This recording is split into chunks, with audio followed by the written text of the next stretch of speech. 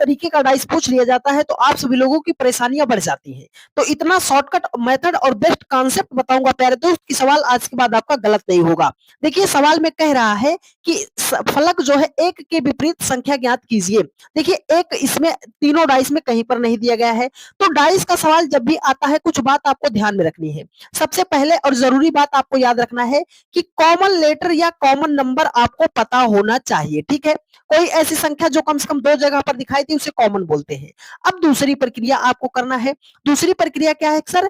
एक ही डायरेक्शन से आपको चलना पड़ेगा। अगर इस पासे में आपने क्लॉकवाइज चला है तो दूसरे पासे में भी आपको क्लॉकवाइज ही चलना पड़ेगा। तो चलिए हम कॉमन को ढूंढते हैं सर। अगर पहले और दूसरे पासे को लेते हैं तो इसमें देखो आपको दिखाई देगा 4 2 4 2। तो अगर 3 का अपोजिट पूछता फिर तो 6 हो जाता, लेकिन 1 का पूछ रहा है। तो अगर आपको दो स्थिति कॉमन दिखाई दे रहे तो उसे छोड़ देना है।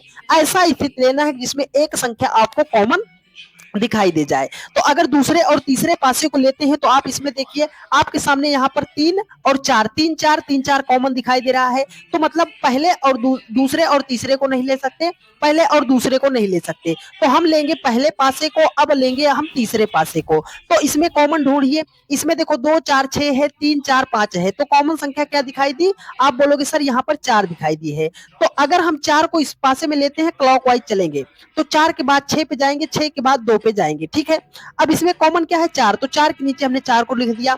इसमें भी क्लॉकवाइज जाएंगे, 4 के बाद हम पहुंचेंगे 3 पे, 3 के बाद पहुंचेंगे 5 पे।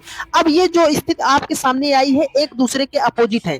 देखिए अगर 2 का अपोजिट पूछता तो 5 हो जाता, 6 का अपोजिट पूछता तो आपका 3 हो जाता, लेकिन उसने 1 का अपोजिट पूछा था तो 1 नहीं था। तो आपको याद होना चाहिए एक पासे में कितने फलक होते हैं? 1 2 3 4, उसके बाद हो जाएगा आपका 5 हो जाएगा, फिर 6 हो जाएगा।